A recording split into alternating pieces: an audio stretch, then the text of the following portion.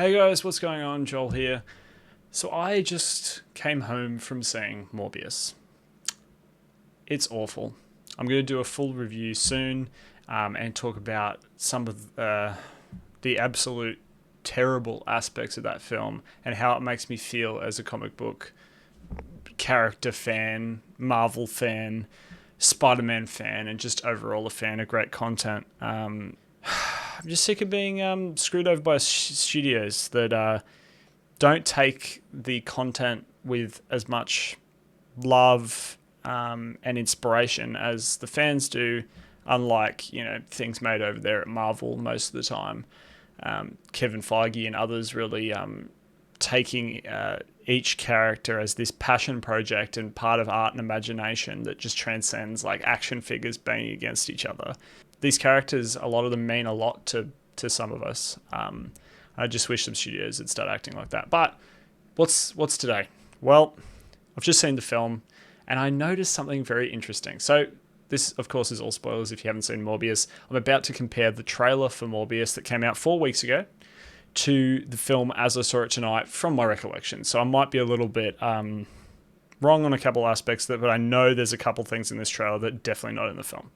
So with that said, let's proceed. Let's start watching the trailer.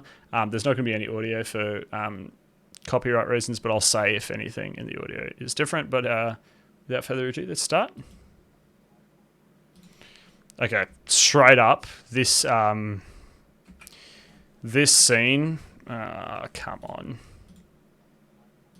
This scene with Dr. Bancroft running through this built-up, I don't know, foresty kind of area.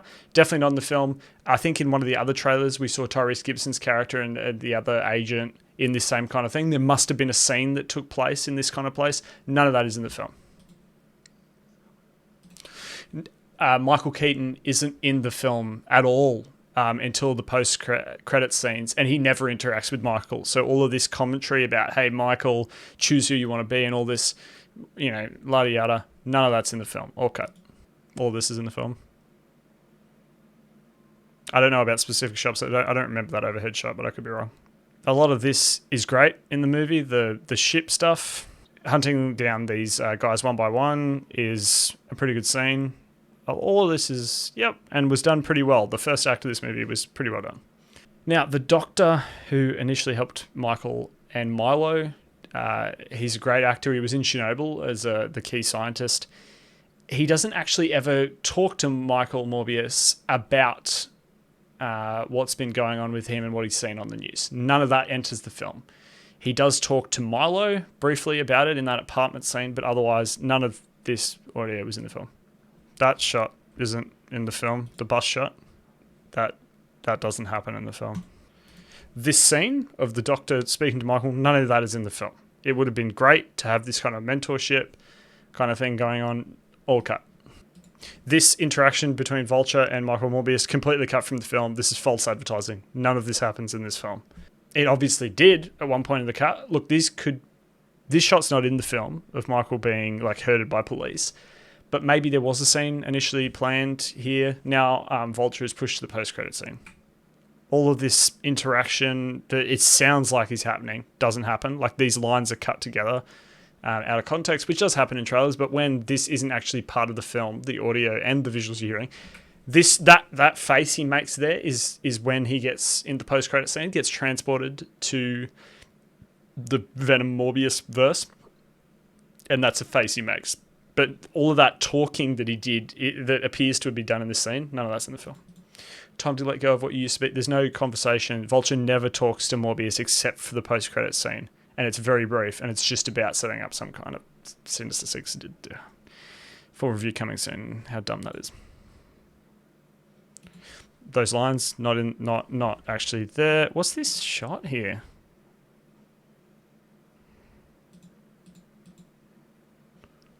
What is this? What is this shot? I don't think that's in the...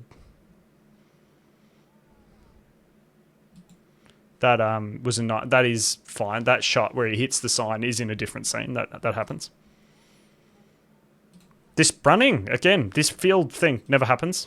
That shot. Here we go. Tyrese Gibson. The villain stuff is well done in the film. I'll talk about it more in full review, but the villain stuff is done fine. Matt Smith is pretty good. Yep, this shot, not in the film. Yep, this shot, Tyrese Gibson, and I'm sorry, I'm not familiar with this actor. But his comedy was a little out of place in the film. Laughable, but out of place. Whatever this is, this doesn't happen in the film. That's actually the end of the film, coming out of the thing. But, you know, that happens in trailers.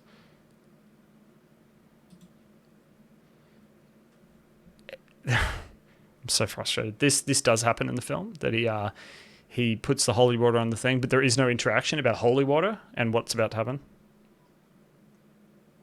You ever seen Lost Boys? That's not referenced. Story of My Life, not referenced. Doesn't happen. Let's have a really brief look at the other trailer, because this was final trailer, the official trailer. So 4 months ago. But with the trailer we just watched that was 4 weeks ago released, lots of that is cut from the film. There's no way that happened over the last 4 weeks. There's just and the overall direction of the film changing in that no interaction between Vulture and no, it's just false advertising, Sony. I'm sorry. This line about if you're going to run, do it now, not in the film. But you know, this Tyrese Gibson's character saying you were found on a container ship. I don't think is too false advertising. He's not actually in the movie. He's actually speaking to Dr. Bancroft. And not Morbius, because in the film Morbius does a stupid little comic dive off the boat. But still. This, what did you do to yourself, Doctor? I'm pretty sure he, from my recollection of the film, he does ask that, but Jared Leto doesn't respond. It says, I can't tell you, or something. Yep, so here we go. Here's something definitely removed from the film. Oscorp building. Removed from the film. Essentially all Spider-Man references are removed from this film except till the post-credit scene where, well, I guess the first one where Adrian Toombs shows up, and then the second one where he says something about however I got here, I think Spider-Man had something to do with it. But Oscorp scrubbed. There are limits. There has to be. I don't believe that was in the movie. All this happens. It's quite well done. This is 2 shots put together, but it's the same substance that happens in the trailer. That's fine. When you do that kind of thing, you don't want to reveal the whole movie to the audience. You cut stuff together. But when part of your marketing is lying about Vulture and his involvement in the movie, that's not good enough. None of that happens. There's no conversation in the park. There's no mentoring. The Doctor actually never speaks to Michael about this. This does happen in the film. That little newspaper clipping thing happens exactly in the film with the little thing about Rhino and Black Cat, friend or foe. All of that happens. Yep, whatever this is, this field scene with cop cars flying in and, yeah, this cops flooding into this field. This scene doesn't happen. It's obviously cut. And this is the biggest egregious thing. This scene, which seems to be... Okay, so this would have... He's in prisoner clothes and he seems to be trying to change out of them. So I assume this would be after he broke out. But in the movie, he breaks out and then immediately finds Milo. And they duke it out, and we never really see this. Look at this! Spider-Man reference! Cut from the film. I get that the Spider-Man reference is cut from the film. It's really frustrating because they just lied to us in the marketing.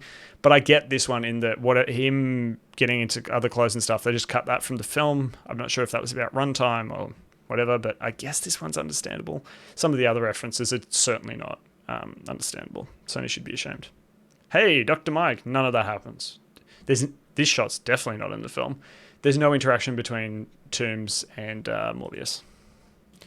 You and I should stay in touch. Doesn't happen. Doesn't happen.